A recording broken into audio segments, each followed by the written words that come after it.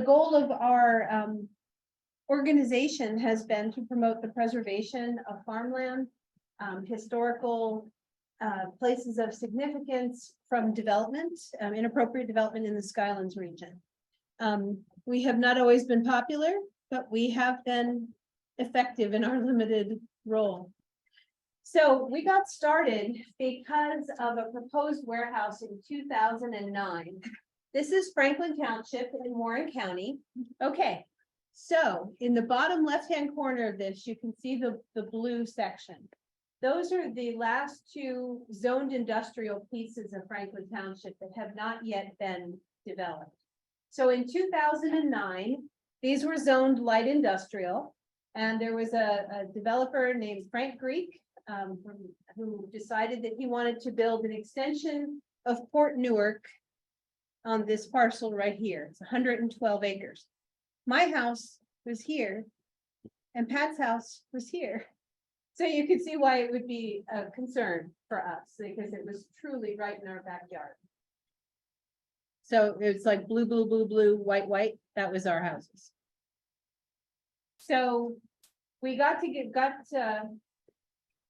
talking, how do we deal with this? I happen to have 8 children, so I have lots of free labor. So we made up flyers, canvassed up and down the street. Kids on this side, kids on this side, sticking things on people's doors. And we put together a community meeting and said, let's talk about this. Is this really what we want here in our community? So it was at the Bloomsbury Firehouse.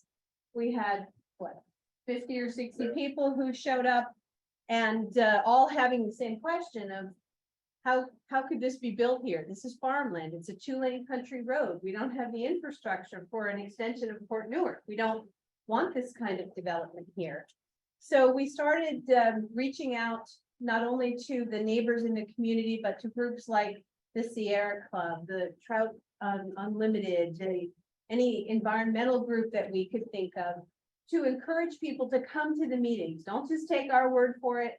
Come to the meeting, see what's being proposed, and see if this is what you want in your community.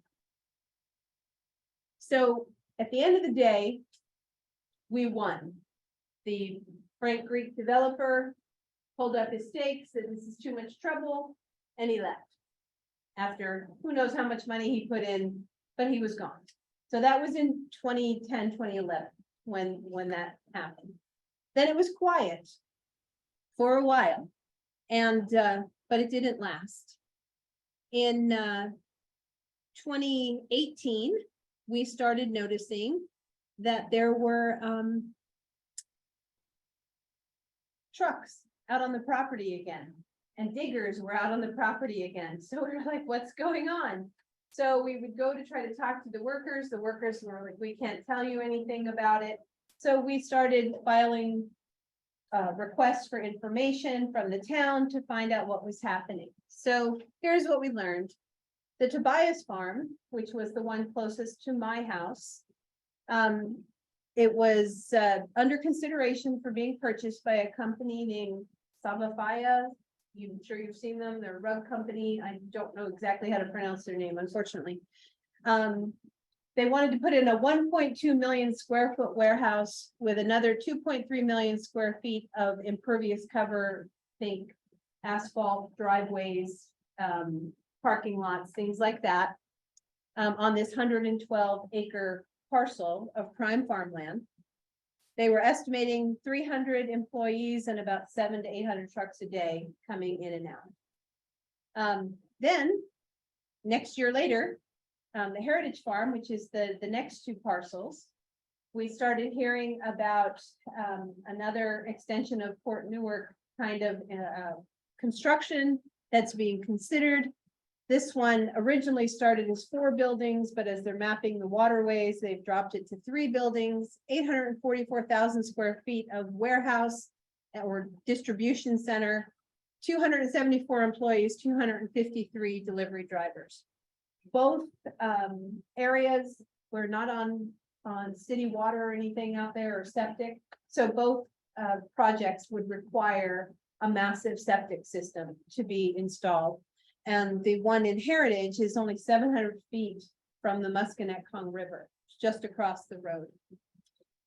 So one of the things that has been in our favor to some degree, and I hope remains so, is that much of Warren County is a karst topography. So if you're not familiar with what is karst, listen to, on WDVR or WRNJ on Friday morning at 7:10, because we're going to be talking about karst. But basically, it's a kind of geology where there's water dissolvable rock. So things like limestone, where once water hits it, it eats it away. And the thing about karst, which is all over Warren County, is it creates caverns and it creates sinkholes. So it also, because the water filters through these different rock types, it also, normally that would be a purification process. But if you have contaminated water that's going through, what you have is contaminated water going into the aquifer and then eventually making its way into the river, because we know that there are lots of feeder streams on both of these parcels that take all that water and send it out to the Musconetcong. So let me give you a overview of some of the waterways that we're talking about here.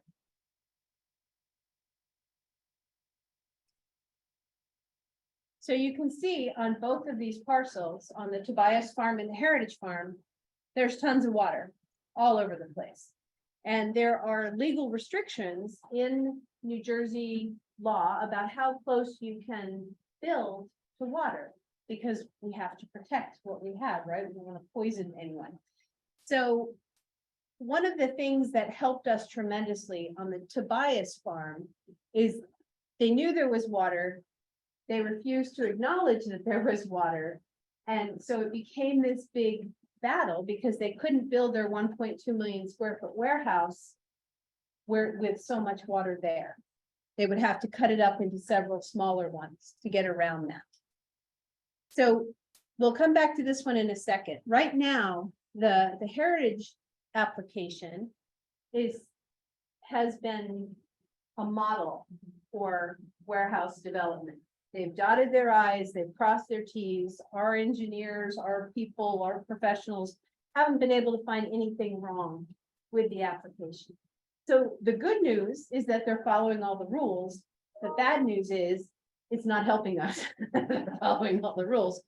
As I mentioned earlier, the original plans called for 4 warehouses. They've cut it down to 3 to accommodate these wider tracts of water at the top of the screen that you can see. Could you explain what those green lines indicate for everyone? The green. I have no idea that. Well, where there's a waterway, where they have to be 300 foot from on either direction from the waterway. Oh, that's what those are. So where you see those green lines, between each green line with the water in the middle, like for instance on the fields on the right, they can't build anywhere inside that zone. Those, yeah. And Exactly. that's kind of what's helped out, because that's what they call the intermittent stream. It's not always there, but it leaves like a little riverbed behind, and that shows proof the water is moving through the property. This is the proposal that was for the Tobias Farm, the 1.2 million square foot. You can see how huge that building is. And then we have the septic, the stormwater retention pond, and it totally ignored the waterways on there. So part of what happened with this, the developer had put in the application for the water quality management plan with the DEP. The DEP looked at the existing maps for the USGS maps, the county maps, the state maps, could see the existing waterways and that intermittent streams, these streams that come and go, as Pat referenced, were there, and they denied the application and said, no, you have to go back. 24 hours later, they rescinded that and approved the application with no explanation. Oh, there you say there's no waterways. Okay, there's no waterways. So we went back to the DEP and asked for a meeting. Can you explain to us why you approved this application? They refused to give us an answer.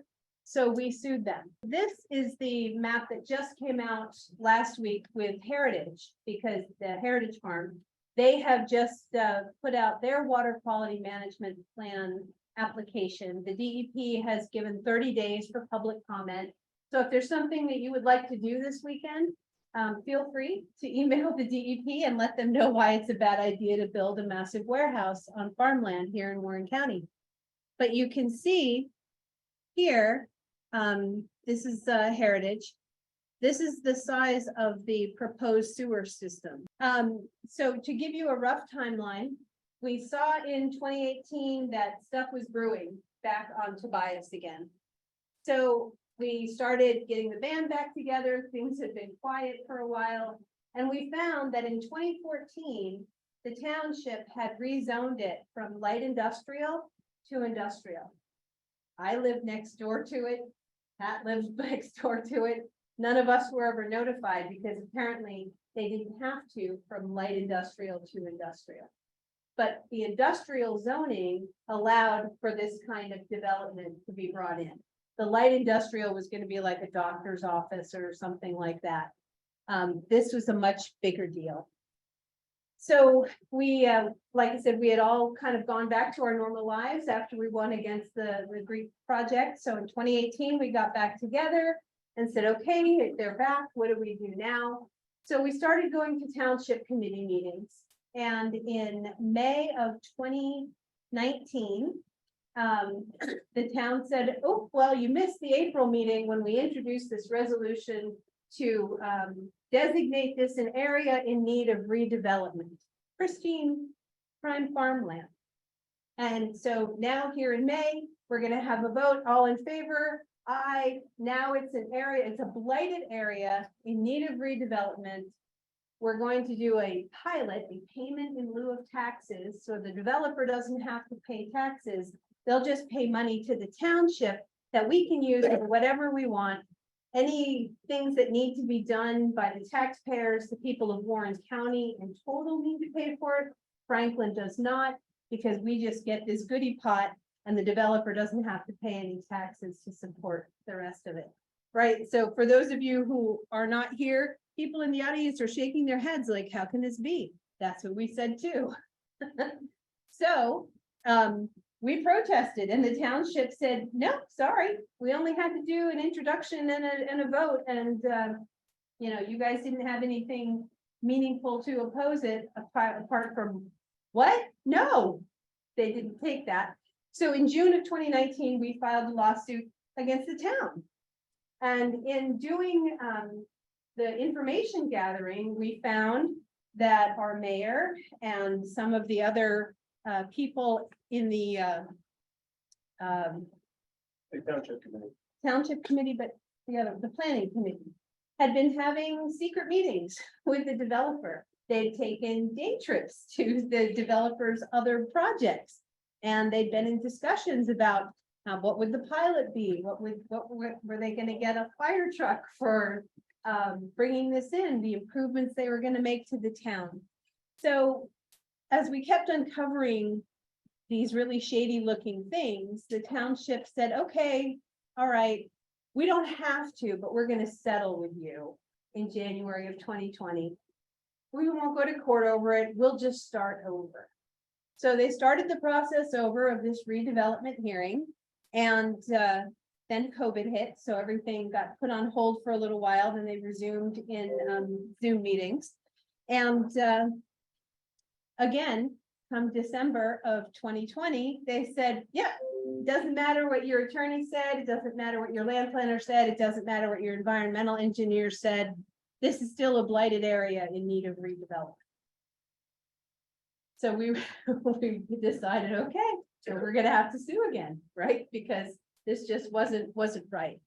So in that meantime, between the time that they called it an area in need of redevelopment, well, let me just show you really quickly, right? You can see the water, right? I can see the water too. So we felt that this was not appropriate, what was happening.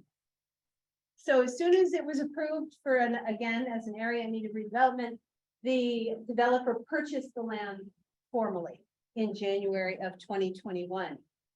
And you want to know what happened next? Let me show you. We won, right? So they buy the land for $5.5 million. They think we've got our redevelopment in hand. We're going to build this warehouse. And the Office of Community Affairs sent Franklin Township a letter in January saying, no, we're not going to approve your redevelopment. It's inappropriate on farmland. And it was apparently a case-making kind of decision. Normally, the Office of Community Affairs, they don't get involved in the local stuff. They'll rubber stamp it as it goes. But there was so much outrage over calling this prime farmland that's so productive, blighted, and using that as an excuse to tear it up was so egregious. We weren't the only ones who complained, and the township was sure that we had done something. And so they did an Oprah of the Office of Community Affairs and found that there were a number of others besides us who complained, including agricultural boards, individuals, and others. So in addition, a few months later, in April of 2021, the DEP, who we had sued over not acknowledging the streams, 3 years later, we're like, okay, yeah, you got it, they're streams. Right, so it happened to be Earth Day, actually, when we found out. So we were all delighted about this and thought, yay, development's halted, we won.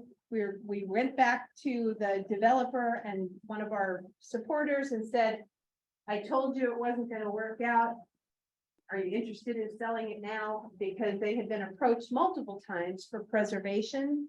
They'd been approached by recreational clubs to say, hey, we'd like to buy this land, but to no avail. So now they had so much money into this that you would think that it would be time to cut your losses, right? And try to recoup some of that.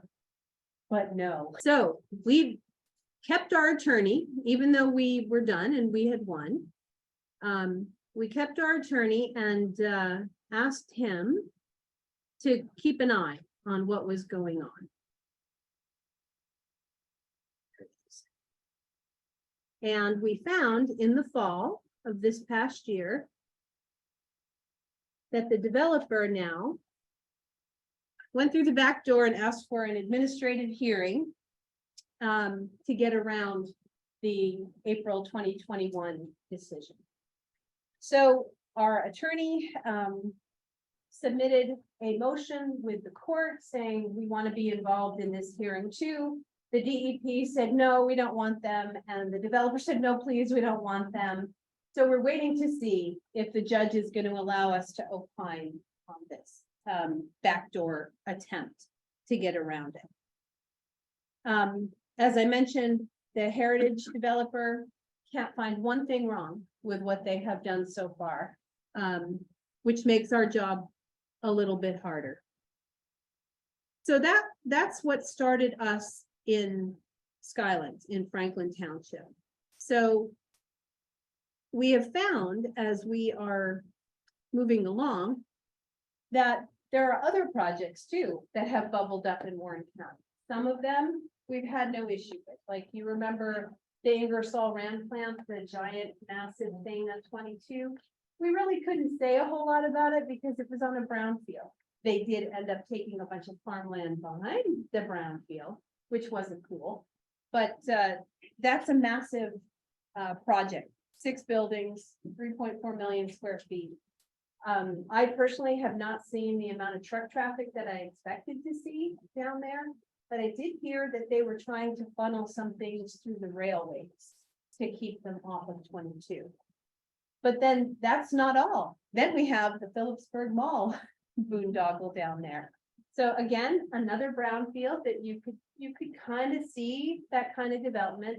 But again, they want to take farmland that's adjacent behind the farm to expand onto that. Phillipsburg waterfront has been approved. That's right along the water, one building, 360,000 square feet. Strikers Road. I've been here in Warren County almost 20 years. Strikers Road was just farms, right? It wasn't even a road actually when I moved here. They added it in later. And now there's warehouse after warehouse being built. And there's 3 more in the planning stages in addition to what's already there. You've seen, I'm sure, in the news, White Township. That started out as a 6 million square foot warehouse. We're down to 2.6 million. And Alpha, I just got word the other day that there's another one planning. I haven't been able to find the details on that, but it's another one coming down the pike. So just with these in Warren County alone right now that are in the queue, 13.3 million square feet, equivalent of 231 football fields, not including the parking lots and the driveways and anything like that, or the septic systems. That's just the warehouse. So one of our friends in the Phillipsburg area that has been working on this for their group put together this overlay of the downtown Phillipsburg Lopat area, to kind of give you an idea of within a mile of what the congregation looks like here right on 22. So the designer actually for this map is here today. I was delighted. Anne Marie has been helping us put this together. We are trying to make a billboard in Warren County. So if you know of other warehouses that are existing or warehouses that are being proposed, please tell us, because we're trying to map them to get a more comprehensive view of what's happening. We all know about our little backyard projects, but that doesn't mean we know about everybody else's backyard projects. And I think it's important for people in our community to know the scale of what is being proposed here in this, largely historically agricultural community. So now I want to let everybody take a collective Zen sigh as you look at this.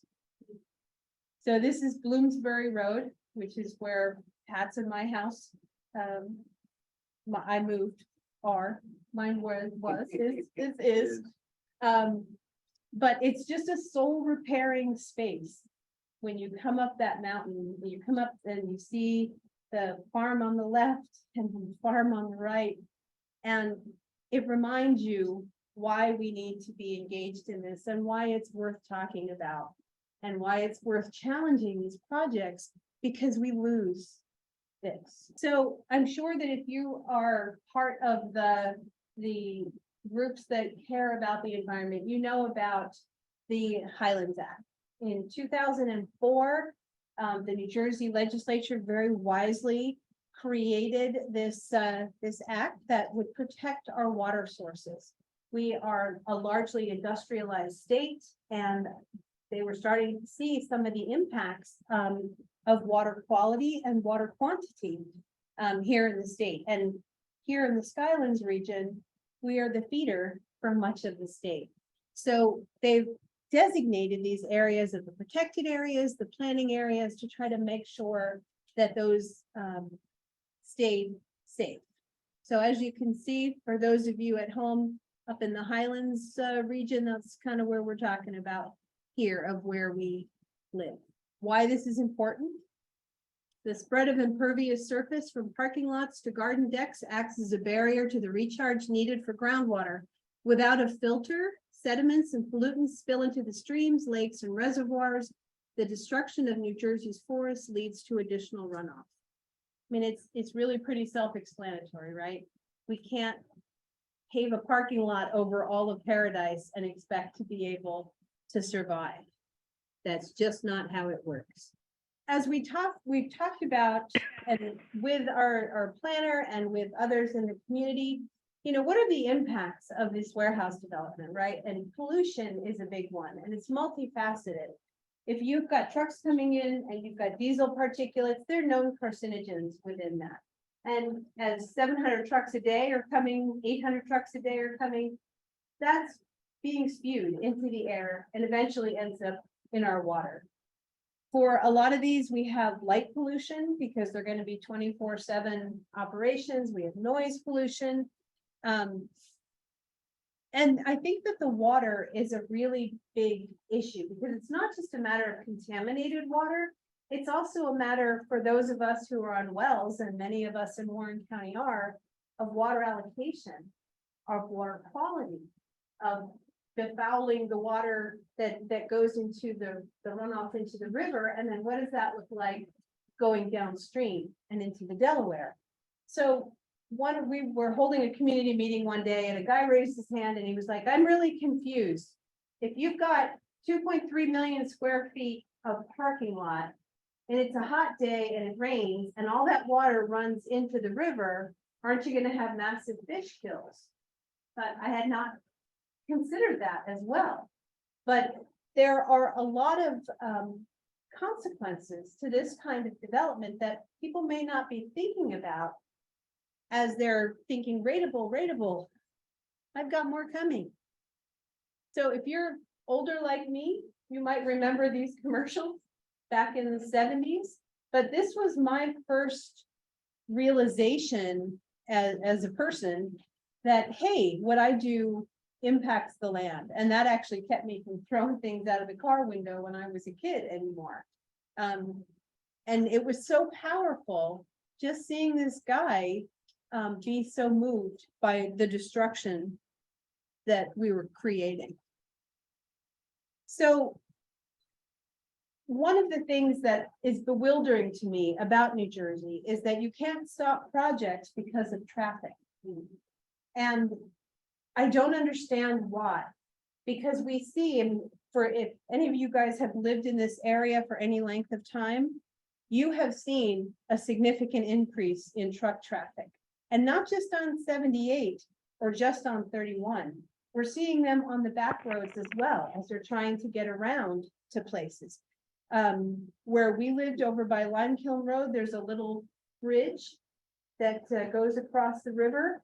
And I have unholy and gleefully laughed at big rig drivers who followed their GPS and got stuck trying to get across the bridge. I know it wasn't nice, but it was funny. It really was. Ugly. It was. It took him a while to get out. I felt bad eventually for the guy. But we have accidents here. If you've been in Bloomsbury at all by the truck stop, it's insanity trying to get back to your house coming off of the interstate because there are so many trucks and they double park and it's not enforced by the police. There are laws in the books and yet it's still there. They're still doing it. And this is just going to increase that kind of issue. So one of the things that has frustrated me deeply is this ratables chase that we see that townships engage in, because they think, oh, we're going to make all these money from taxes. This is going to be great. We can buy this, we can buy that. But the reality is that there have been studies about what makes the best rateable for a community. And guess what it is? It's farmland, because you don't have trucks on the road that you have to worry about aside from, harvest season. You don't have kids in school. You don't have police and fire that have to monitor your buildings. So it makes no sense to me, this false chase for things. You might know that in the Bethlehem, Northampton area of Pennsylvania, they have been deeply impacted by the proliferation of warehouses there. 11% drop in real estate values for those homes that are near those warehouses. And if you think about that, if let's say your house is worth $450,000, that's almost $50,000 loss, just right off the top, by virtue of the fact that you're near a warehouse. Not to mention, for the warehouses, there has to be infrastructure built around it, right? So the roads have to be widened, stoplights have to be put in, police, fire, all of those things. They're paid for with taxpayer dollars. So it's a false equivalent to say, oh, we need the ratables. So what do we do about it? So this is the meat of where you guys wanted to go, I'm sure, today, to find out how do we push back? How do we fight? So one of the things that is the easiest thing, but the hardest thing to do is to get your butt to township committee meetings and to planning board meetings. They're held every month. They're held at deeply inconvenient times of day when we would all rather be home watching the Big Bang Theory. That would be me. But that's when they hold them. So 7 o'clock, 7:30, I've seen them as late as 8 o'clock at night. So, but that's where you find your information. So one of the things that we have tried to do is to stagger people going so that not all of us are going at the same time, but I'll go and then report back. Was there anything on the agenda that we need to be worried about? The other thing is to review the master plan for your town and find out where are the areas that are zoned industrial that this could be a thing. I didn't know anything about master plans. I am from New Jersey originally, but I lived all over the country. Came back here 17 years ago and was like, what? What do you mean home rule stuff? What do you mean there's no regional planning? What do you mean about the master plan? This is all new language for me. So don't let happen to you what happened to us, where it was a cover of darkness and things changed very quickly from light industrial farmland to industrial warehouses.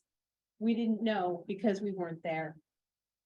You want to be proactive with zoning. Under New Jersey law, if an application is submitted, you can't change the zoning then. Once it's done, it's done. So you have to get ahead of the applications and get those zoning changes in to prevent it from ever happening.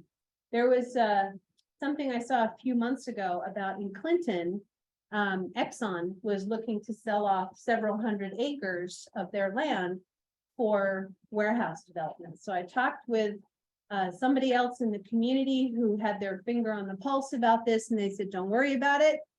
It's zoned so that they can't put a warehouse in. They can sell it, but warehouses aren't the thing that's going to go in there. And that was very smart of Clinton to do that. So you want to be sure when you're talking to your town representatives that you are making it very clear that, look, I'm here because of the beauty of where I live, and I don't want to live in Port Newark, right? I'm from South Plainfield. We have all kinds of development, and yeah, that's why we're here. Yes, sir. I'm who you talk to in the township. What was that? I'm who you talk to. Oh, hello. This really comes back around to the Highlands. It was not just our zone. That's not this. Here, come closer to the owl so people on Let Zoom me just can hear repeat you. what he says on these is. But Go ahead. it wasn't just our zoning. Our zoning does prohibit warehouses on the Exxon property. The other major component was that we are opted into the Highlands Regional Master Plan. And even if, in fact, our mayor and council had spent a year talking with Exxon offline to discuss this project. They could have said from the get-go, you just can't do this because we're in the Highlands. So it actually took the head of the Highlands Council contacting our town and reminding them, you guys are on the Highlands plan. You can't do this. Okay, So opting into the Highlands plan is absolutely key if the town can do it. thank you. So. Thank you. I'm glad I didn't misrepresent what you said. Township, yeah. So for those of you on Zoom, I hope you heard that. Zoning is important and knowing where you are in the Highlands. So Franklin Township has opted out of conforming with the Highlands Act, and it's a problem. I don't know how you get to do that. The other tool that I learned about when we started this are OPRA requests, Open Public Records Acts. They are awesome. You fill out a form, certify you're not a criminal, and you can ask for anything you want to ask for in regards to a specific lot project. And that's how we got so much information about what was happening in Franklin Township and how we got the redevelopment piece overturned, because there was a lot of shenanigans that were happening there. We learned more stuff than we even thought was happening. So do that regularly. There was a lady that I read about last year in Bergen County. The town sued her for putting in too many Oprah requests, which I thought was crazy. But when you calculated it out, it was like twice a month that she was asking for information. And I think if you are a government representative, you have an obligation to be transparent with your constituents about what's going on. I don't think it's okay to poo-poo people and say, don't you worry about it, we'll take care of it, trust us. No. So another thing that's important is to know that once an application has been submitted, there is a standing involved. There are things you can't do anymore once an application's been submitted, like change zoning, because the town can be sued. So you want to challenge these projects before it gets to the point of an application. And that's hard to do if you're not going to the meetings and finding out what's happening and doing Oprah requests to find out what's happening. And you want to make sure that the people in your town know regularly, they hear from you on the regular, we don't think that this kind of development is appropriate in this area. And if there is a problematic application like we saw, be prepared to fight. And so you have to have your experts at the ready. So like, let's use Franklin as an example. In April, they put forward this, we want to do a redevelopment. And then the next meeting in May, they said, everybody vote, it's a done thing. That's 30 days to get your attorney, to get your land planner, to get your environmental engineer, to get all your people in a row, right? And then help hold hearings. So be thinking proactively about what is it that I would need if this comes to fruition. So the question was, how do you find those people? Because most of us don't have these kinds of experts in our Rolodex. Oh, somebody's in the waiting room. You have to call Tracey. Let me just say, we've gotten our attorney and our land planner and our environmental engineer a lot of business because they did such a good job for us. We passed their names along and they picked up several other projects that are currently underway. But that's why if you saw the flyer when you came in, for those of you who are online, you'll see it in a minute. But we've been trying to put together this Green Garden State Alliance so that there are other groups, other opposition groups from around the state who have been through this, who you can contact right away and find out how do we get help? What should we do? So that you're not scrambling, trying to figure out what's next. So, yes, ma'am. Who pays for the lawyer? So the question is, who pays for the lawyer? Yeah, well, in this case, it was me. It was bad. It was a lot of our neighbors initially. And it's expensive. And this is really the crux of why we won, because we were able to cobble together money to pay for an excellent land use attorney, an excellent land planner, and an excellent environmental engineer. So, and it wasn't cheap. It was, what would you say, $40,000 for the first go round. And then the DEP suit was another $9,000 that we paid. This is one of the reasons that we became a 501c3 so that we could apply for grant funding, so that it wasn't just us. But in the immediacy of we have to hire somebody now, yeah, we and our neighbors kicked in a fair amount of dough. The other thing is you want to do this as well at the county level. They need to know what the constituents of the county think. At Warren County, we have been fortunate that Jim Kern, who's the county commissioner, has been very supportive of keeping warehouses out. He's not going to get involved in an individual town's application, but he did commission a countywide traffic study to see what would the impacts be. He's encouraged township leaders to talk to their neighbors and try to do some more outreach on regional planning. Those are really important things. The question was about, could we speak a little bit about home rule versus regional planning? So if anybody else in the audience knows better than me on this, please do correct me. But my understanding is that here in New Jersey, we really don't do regional planning. Town by town, you get to decide what it is you want for your town. So with this example of Franklin, it borders Bloomsbury, which is in Hunterdon County. And the place where they want to build these two warehouse projects are right along the border with Hunterdon. So Franklin officials were telling townspeople, don't worry about it. It's not us that's going to get hit. It's Bloomsbury. They're the ones who are going to have to deal with all the trucks. That's being a bad neighbor, in my opinion.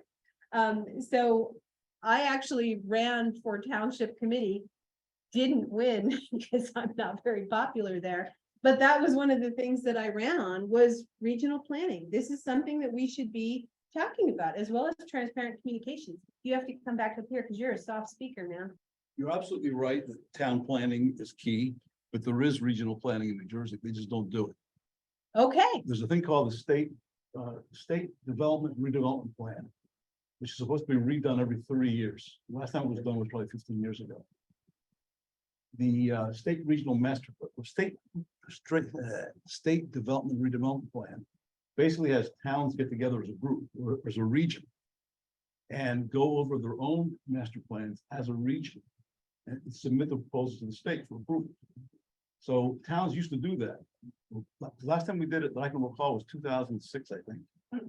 And the plan we submitted for our region along Route 22 and 31, 7 towns, picked off the state, and so they stopped the whole planning process. Under the law, they're supposed to do it every 3 years. It's critical who we elect, locally, county, state.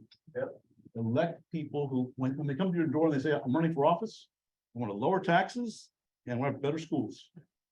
First question to ask them is, what's your position on land use plan? And if they don't know, they can go find out. Because once you have them in office, you have the kinds of people that Tracy's talking about. We're going to cozy up the developers for all kinds of reasons. They're not bad people, they just like doing it. And then it's all over. Unless we change our legislators in Trenton, existing regional planning requirements are going to be ignored. So think hard about who you vote for. Not your friends, not your friends' friends. Oh, this is a really nice person. What is their land use position? And they're not going to have one. So you need to educate them a little bit. thank you. So there's regional plan. Thank you.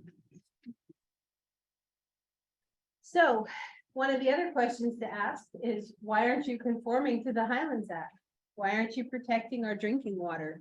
And the New Jersey Office of Planning Advocacy in November put out guidance on warehouse planning so that towns have in their hands best practice instructions on what to do. It's not required, it's optional. So if you have a town that's in a ratables chase, chances are they're not going to look at that. But you can bring it to their attention in a township committee meeting or a land use board meeting and say, did you know that this exists? And are you using it? Hold them accountable for what they are going to do or what they're not going to do. Well, they're asking why Franklin Township didn't go into the Highlands program. And they just think antiquatedly. They don't look to the future. They don't. I don't want to call them a bunch of fuddy-duddies, but they're not looking to the future at all. They don't entertain what other mayors locally have to say that are more on board with, like Franklin Township, they stopped preserving land because they felt they had too much preserved. So they're done with it. All the funds that were in there, hundreds of thousands of dollars, is just getting used for other purposes. So it's just a matter of there's no mindset to participate and to look into the future. And I asked Pat because he was on the planning board in Franklin, so I get kicked off there. he got kicked off. Yeah, they said, thank you, goodbye. We don't need you anymore. It's also important to be contacting your state officials.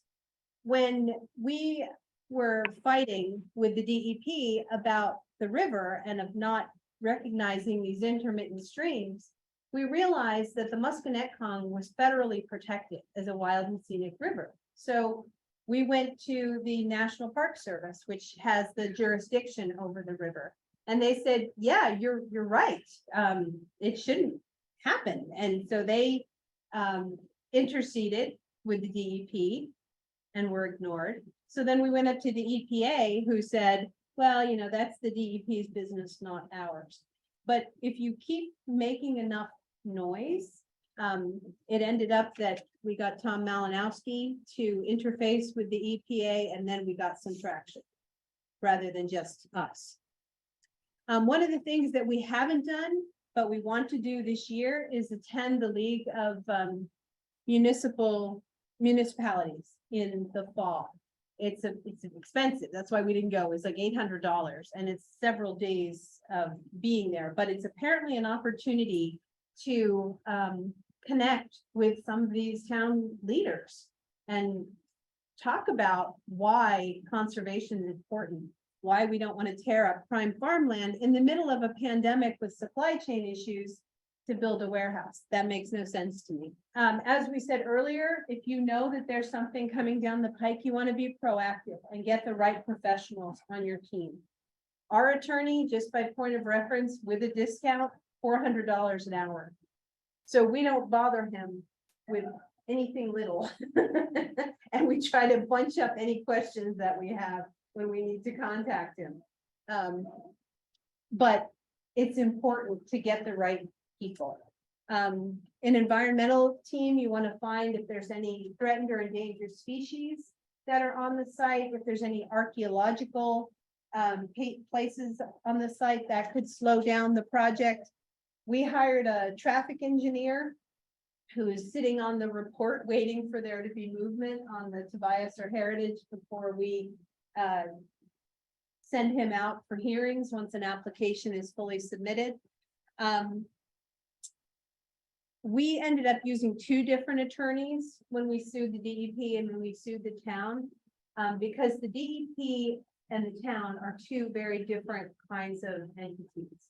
One is the environmental piece, one is the very technical rules, land use rules piece. So the attorneys that we got that sued the DEP had actually been a previous DEP attorney, so he was awesome. Our land use attorney that we hired for the township, it was awesome, y'all. We had 200 people in the auditorium. He didn't ask a question he didn't know the answer to, and he just kept humiliating one after another. And it was really great to see all of the things that they were trying to keep shuttered be put out in the open in a way that they wouldn't do for us asking questions, but they had to with the attorney. So he was worth every penny.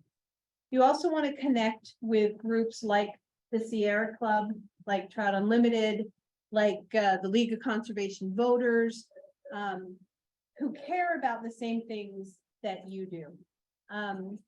If nothing else, of helping to get people at these meetings when the hearings are happening, because it rattles the towns when there's a show of force. When there's 200 people that show up to a meeting that usually has 5, it freaks them out a little bit. And that's good, because you want them to be a little bit off balance in these hearings and not so smug. They need to be paying attention to what's going on. The other thing that we did that was super helpful is we got a drone operator to go over the site, to be able to document the things that we said were there. And we couldn't physically go on the property because it wasn't ours, but the drone operator was able to show all of these intermittent waterways. We were able to see where they were digging holes. We were able to look for things that we couldn't otherwise see on these very large parcels. And here is our little bobcat that was on our neighbor's property. Because we kept saying that the hunters around and the fishermen were saying there are bobcats here, we know them, we've seen them, but we needed to document it to be able to show the DEP that there were threatened and endangered species on this site. So our neighbor got a picture of this little guy sitting on their septic system.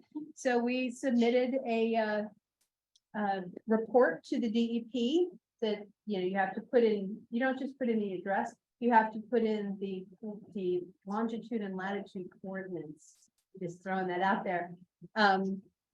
As well as photographic documentation to show that, yes, indeed, those were there. So the next thing is money. As we mentioned earlier, it's a pricey thing to get the right people, but it's crucial to win. This is one of the David and Goliath kind of challenges that we have often talked about. Developers often have unlimited resources. They have excellent attorneys. They know the rules in a way that those of us who live in these communities don't. And the way that you fight them is on an equal footing with equally well-versed and tenacious legal counsel. But it takes money. So you have to talk to your neighbors. You have to figure out, are there allies that are willing to support you? Fundraising, we had a wine and cheese one night. We've had an silent auction kind of a thing. We're doing a book signing in the fall for a local author. And if you're a 501c3 or if you attach with a 501c3, you can do fundraisers and ask for grant funding. So the Highlands Coalition is a group that is really focused on the water quality and protecting the rivers here in this area. They are also a 501c3. You can join them as a group and use their 501c3 status to do some of these things as well. If you don't have the bandwidth to become a 501c3 yourself. But it does open up the opportunity to get grant funding. And if you have a project that's an emergency right now, the Highlands Coalition does have a $5,000 emergency grant that you can apply for. That's what we did initially when we decided to sue the DEP. We applied for emergency funding so that we could at least get started while we raised the rest of the dollars for what we needed to do. So another thing that's really important, but it's also time consuming, is community awareness. We have found in our projects, as an example, the people who live along Bloomsbury Road, the people in Bloomsbury, very interested in hearing more about this project because it impacts them directly. Those who live in Asbury on Route 57, Asbury Anderson Road, not so much, because their thought was, this isn't going to bother me. That's down there in the other part of the county. So you have to figure out what is your story that's going to make it resonate with them to be important to them. For us, we use the river a lot. Do you like to fish in the river? Do you like to go kayaking in the river? Do you like to go canoeing, or tubing with your kids in the summer? It's going to matter to you if you've got diesel particulates flowing down there with you. So some of the strategies that we used, we've held community information sessions. One of our plans was to do it on Zoom, but we haven't gotten there yet, but we've done in-person ones, but that said, let me back up a little bit. We also found that we couldn't do it in our local community because Franklin Township would not allow us to use the firehouse. We couldn't use the school. We couldn't use the municipal building. They're blacklisted. So we've had them at other residences in Bloomsbury. We've been at the VFW, but there are forums where we have had cookies and water and come and learn about what's happening. We also set up a website, SkylandsPreservationAlliance.org. We have a Facebook page that we try to post to every week or two, couple weeks of what's new in the community, not only about our project, but also like if the county commissioner has done something to help promote curbing warehouses. We'll share that. If the Musconecon Watershed Association is holding a fundraiser, we'll share that, we'll cross post in addition to our own things. One of the most expensive things that we have done is before the hearings that we had for the Tobias farm. Before every big hearing, we would send out a mailing to everybody in the town. Every household got a postcard saying, this is what's coming up. We hope you'll be there. I was in the post office in Asbury one day and the lady got her stuff out, saw the postcard and threw it in the trash. Oh, but I can't say that it's always effective, but it is a way to make sure that every household is aware of what's happening, and then it's on them. We also designed yard signs that we sold for $5. We bought a whole bunch of them, sold them for $5. So for quite some time, you could see them all the way up and down in the community. It's been a couple of years since we've done it. We should probably do it again. But it is a way to keep a reminder for people, an anchor that this is still an issue in the community. You want to talk to your neighbors? Like I said, I had a lot of kids, so I had them out passing out flyers. But other groups like the White Township group, they have gone to the county fair. They have gone to the farmers markets. They have gone to down the vendor table at any kind of community day as a way to talk to their neighbors about it. Also, the press, we know that daily papers are really taking a hit, but there are online forums where you can send letters to the editor. You can submit a guest article, things like that. I just did an interview with a reporter from Delaware who contacted me because he's doing a whole spread about warehouse proliferation in Pennsylvania and New Jersey. So you want to reach out to those people. He found me, but we've also reached out to reporters that we knew were focused on this issue. Community petitions, they really don't do a whole lot, but it does a couple of things on the other side. It gives people a chance to feel like they're part of a community. It allows them to solidify their support in their mind for what it is that you're trying to do. And it also is a show when you take it to your local leadership. We had several hundred signatures that we collected. They gave it to the town, who said, they probably, circular filed it as soon as we walked out the door. But it was a statement that we were able to make with our community.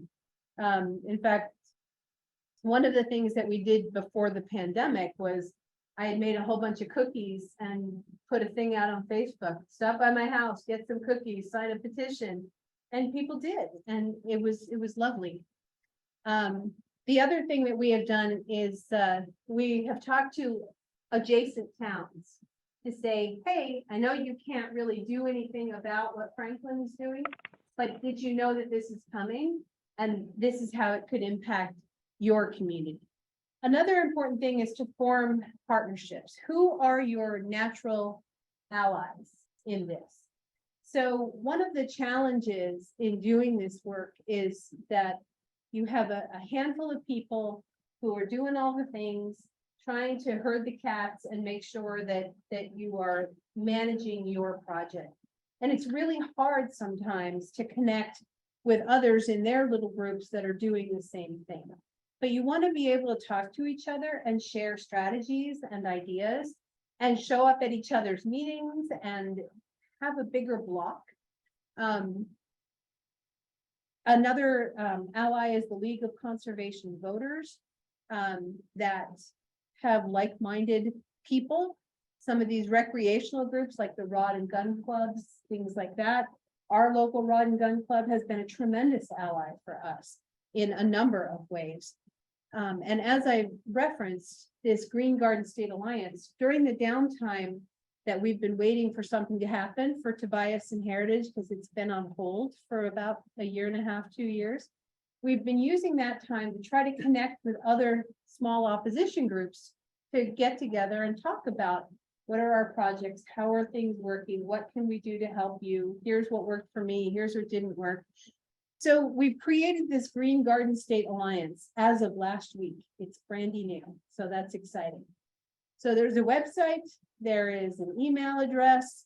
There is a networking event that is set up on April 2nd at the park in Mercer County, which we hope that people will come to and start to connect with each other, because our vision for it is that on the website that we'll have a landing page so that each county is listed and opposition groups can be listed under those. Who are the people to connect with?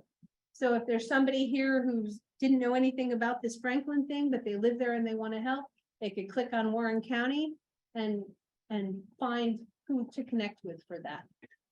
So the bottom line, the biggest lesson that we have learned in doing this now for 14 years is that delay is our friend.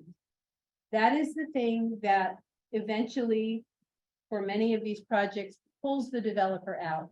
Because for every year that it drags on, it's costing them money, it's costing them time, it's costing them resources, it's taking away from all the other things that they wish that they could be doing. So whatever you can do to delay, that's what you want to do. I mean, as long as it's legal, don't go blow anything up or anything like that, but Don't get radical. yeah, don't get radical. But that's really the crux of how we manage this. So as we were talking about in 2018, 2019, when we saw this project was coming down, we thought, you know what, let's give the town other alternatives. What are some options of things that we could share with them, of things that they could do?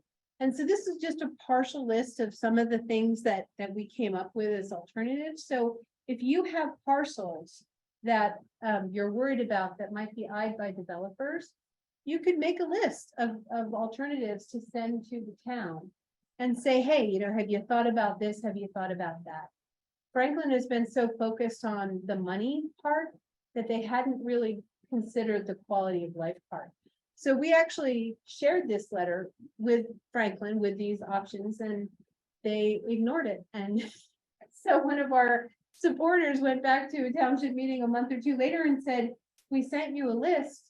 What did you think? And he said, I don't like Tracey Heisler, so I'm not reading it.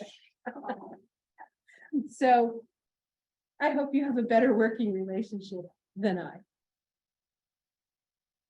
So if you're walking away today, you know, like, how can I help? What can I do? If you want to help Skylands, there's lots that you could do to help us. You can donate so we can pay for our attorney for this next round of fighting.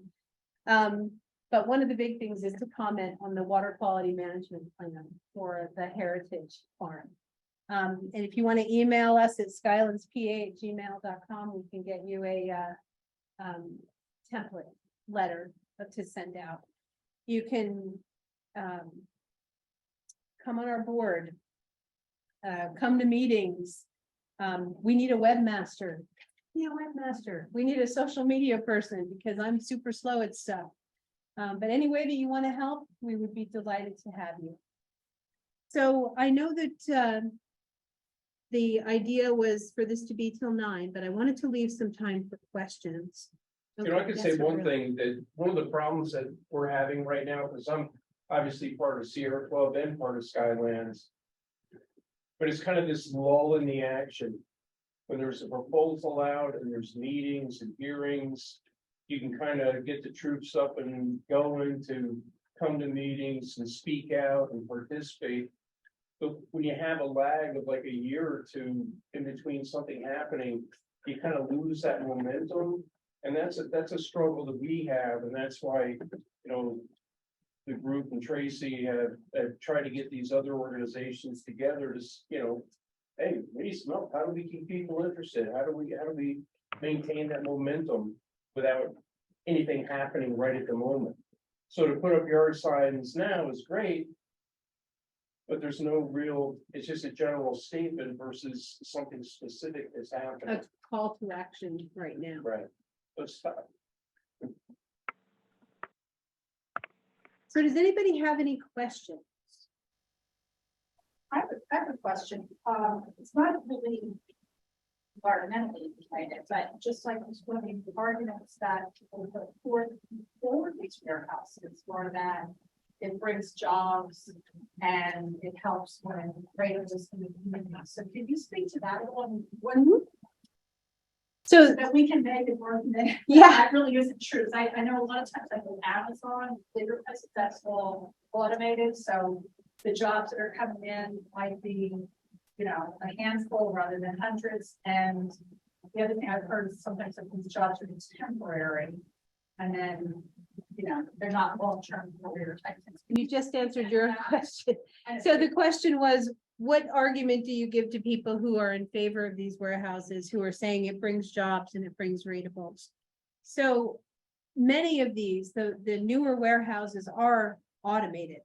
And the 263 employees from the feedback we've gotten include the drivers that are coming in and out. They're not in the warehouse because so much of it is automated. There are lots of, I'm sure, really great warehouse jobs. They just shouldn't be on farmland. And to me, that is the crux of the work that we've been doing, is not that we're not against warehouses per se, but we are against warehouses on usable farmland. The other piece of the warehouse issue is things like Amazon. Amazon had 4 New Jerseyans die this last year in their warehouses because of the working conditions. It's not all that it's cracked up to be. Obviously, that's not everybody, but people need to realize that there's far more automation than they think there's going to be, but the truck traffic, and it's not just truck traffic of big trucks coming in to deliver. There's also lots of smaller trucks that are going to be feeding out into the neighborhoods to deliver. So for those who think that the truck traffic is not going to impact them, it is. That's their whole job, is to deliver throughout the county, not just on 78 or 31. The I hope ratables. Pardon? The ratables. The ratables, yeah. I mean, I mentioned it earlier. The best rateable is farmland because you don't have the infrastructure. The other argument that I would give is that for all of the warehouses that come in, there have to be widening of the roads, upgrades of the roads, stoplights, septic systems, police, fire. Who pays for that? Those are public works projects. So for any rateable that you think you're getting in your community, you also have to look at the flip side of that, of your taxes are going to go up to pay for these things. One stoplight is $1 million to do the planning and installation and everything. That's one. It's a whole lot more money than people think it is as an outlay for that kind of infrastructure. Not to mention, where are they going to go to the toilet? Where are they going to get gas? Where are they going to get something to eat? Those are all considerations when you have that level of traffic coming in. I hope that's helpful. Yes, John. Thank you for doing this. You're welcome. As far as the statistics that you have, as far as that show that farmland is better than the warehouse, what do you actually have? I know a lot of times the developers come in and they say, oh, it's going to save every taxpayer $1,000 a year.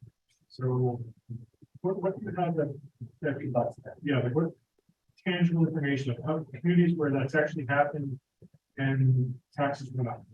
So the question is about where are the statistics or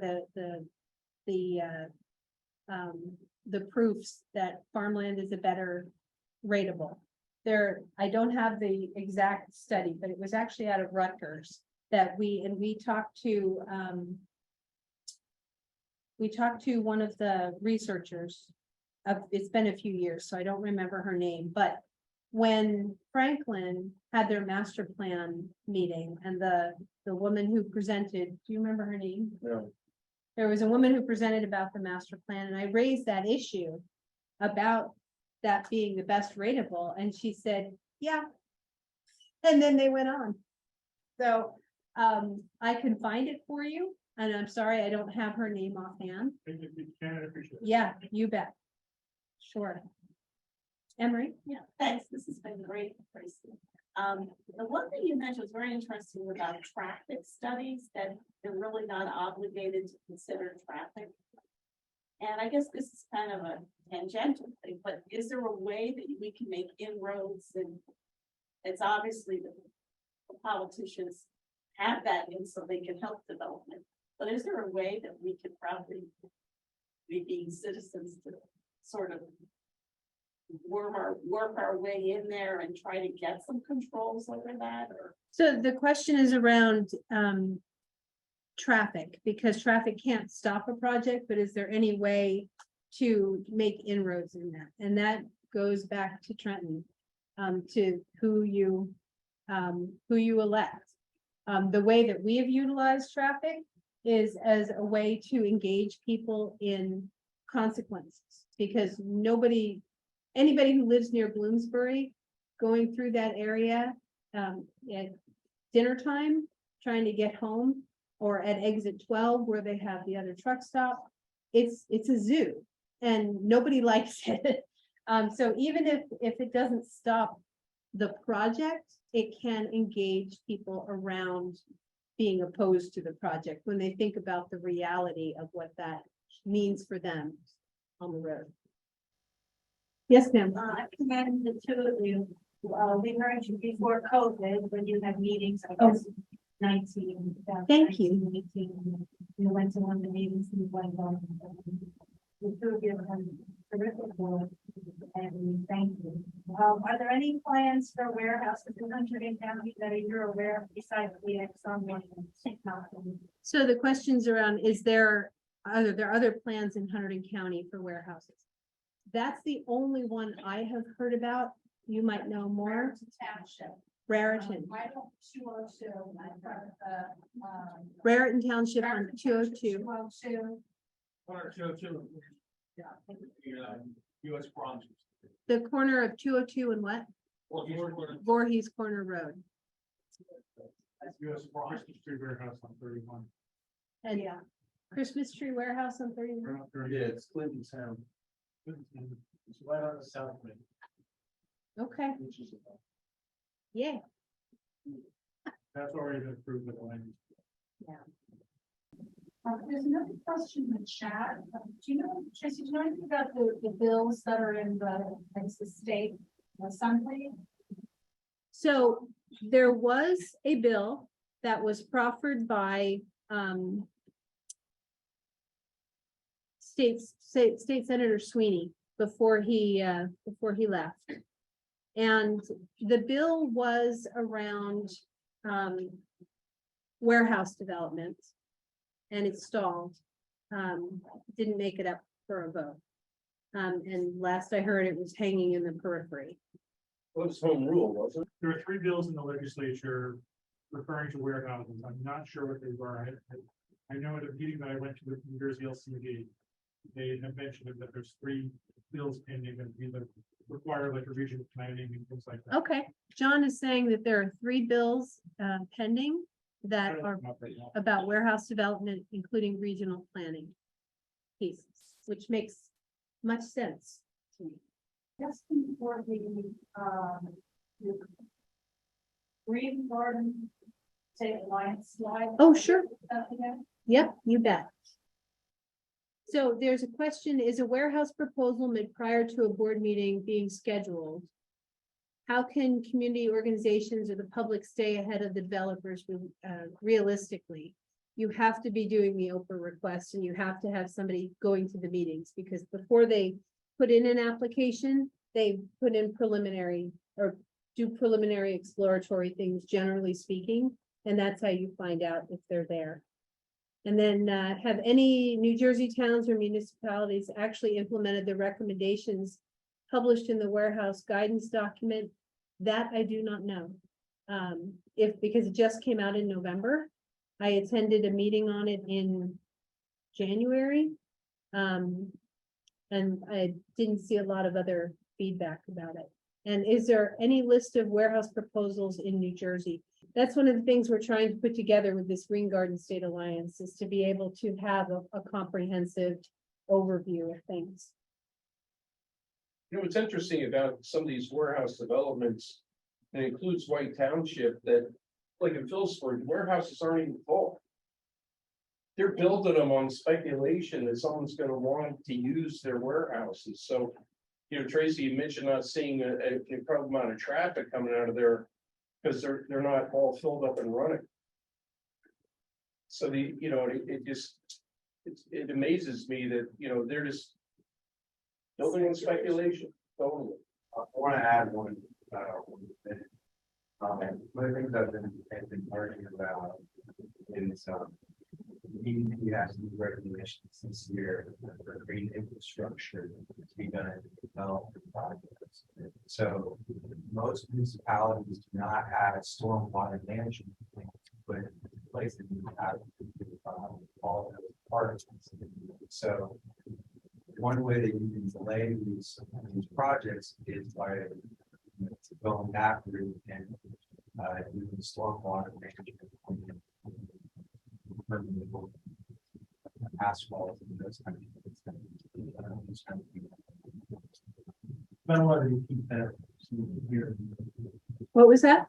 What he just said, you might want to repeat, might not come to do. You'll have to come. Good luck.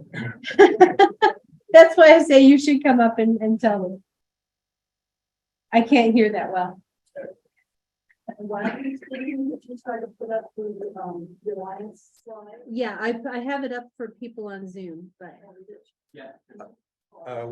One of the things I was saying is that you guys can actually do it right now. You only need 5 classes, and it's a free program that Rutgers is offering that you can get green infrastructure champion certified, and you become an asset for your community. So you become an asset at planning board meetings and things like that, and you can make the argument or the angle that, hey, all of the new regulations that the DEP is putting out for stormwater management, our municipality doesn't have a plan in place, or we don't have this department in place. So because of that, this can't happen. It's going to have a ripple effect of negative impact, and we are so far behind on this DEP thing.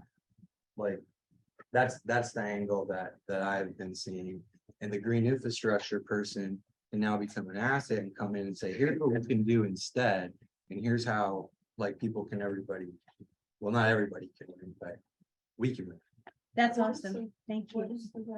It's called Green Infrastructure Champions program. You just Google that, you'll find it. Rutgers is offering it right now. There's 10 classes. They're all online, and you get certified with only 5 of the classes. I think they've done 4 so far. So there's a question about what does one do to make an Oprah request? So you can go online, if your town has a web page, and it's usually there under forms. Every town's Oprah form seems to look a little different. If they don't have it there, you can call your township clerk and either have them email it to you, the form, and then it's submitted back to the town clerk. So normally the town clerk is the person who fills your Oprah request. In our case, they're either ignored or the attorneys go through them and then answer them. So I hope that you don't see the challenges that we have had with our township. But they really took great offense at being sued. And it poisoned the well to some degree in terms of a working relationship with them. Yes, sir. Best resource online for requests. Look up John Paff, PAFF. Towns are terrified of John Paff. He is a strong advocate for Oprah. His website will teach you basically how to go and do it. It's very simple. So I don't know if you guys heard that, but he said if you don't know where it is, you can Google John Paff, PAFF, and he's the guru of how to submit Oprah requests and can walk you through the process. So I'm sorry for all the technical difficulties, guys, but I hope that this has been helpful. If there's anything that we can do, just shoot us an email at skylandspa@gmail.com. Happy to share the PowerPoint if you want to, keep the action items that we have found. Sorry if we went on too long about Franklin, but I thought it was important to kind of get a foundational understanding of how that process works and what the timeline looks like. In order to be effective and to not be surprised when the fight goes on longer than you anticipate. So, thank you.